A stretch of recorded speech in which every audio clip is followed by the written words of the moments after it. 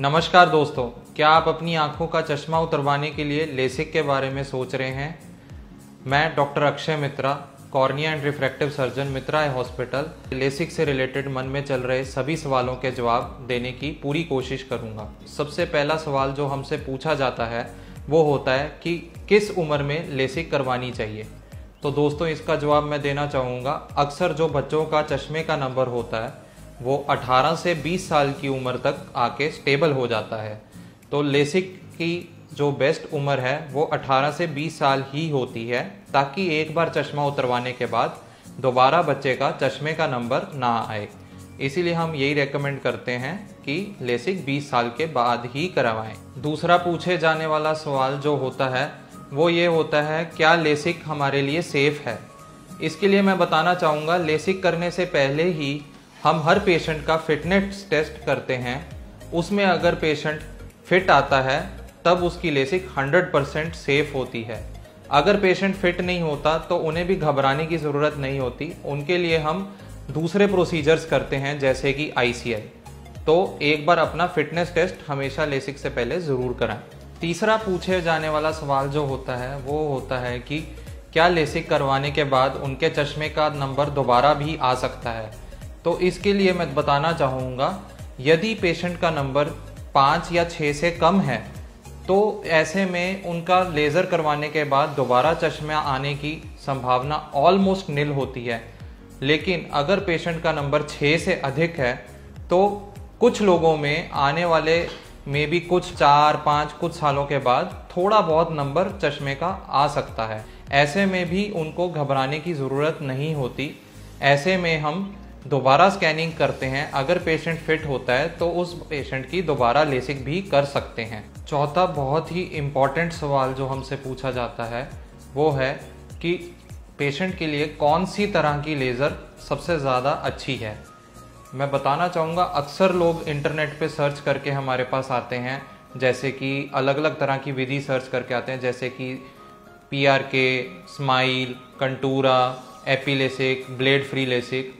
तो मैं इनमें से बताना चाहूँगा, लेसिक एक ऐसी फील्ड है जिसमें समय के साथ तरह तरह की एडवांसमेंट्स आती जा रही हैं।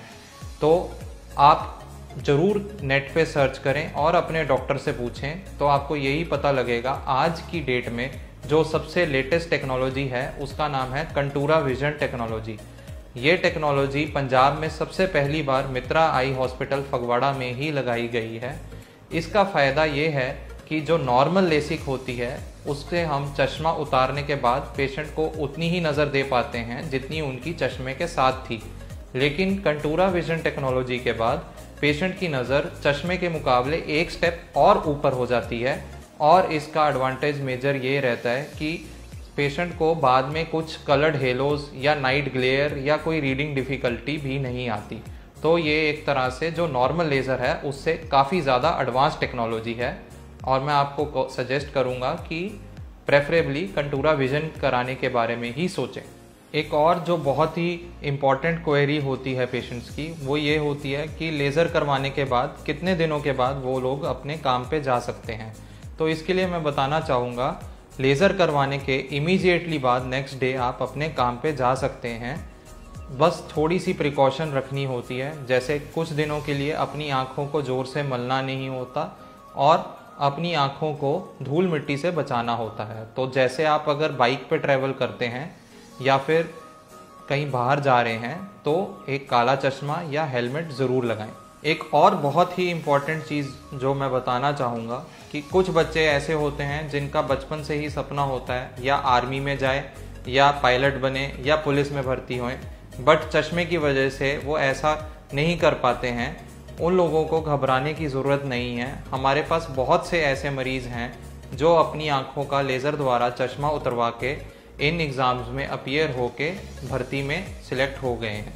तो आप भी अपना लेज़र द्वारा चश्मा उतरवा के इस एग्ज़ाम की भर्ती की तैयारी कर सकते हैं। आशा करता हूँ कि मैंने आपके मन में चल रहे ज़्यादातर सवाल के जवाब दे दिए होंगे। इनके सिवा अगर फिर भी आपके मन में कुछ सवाल हैं तो आप हमारे फ़ोन नंबर पे कांटेक्ट कर सकते हैं या इस वीडियो के नीचे भी अपना कमेंट्स में मेंशन डाल सकते हैं। अगली वीडियो में हम आपके उन सवालों के जवाब कवर कर लेंगे। Thank you.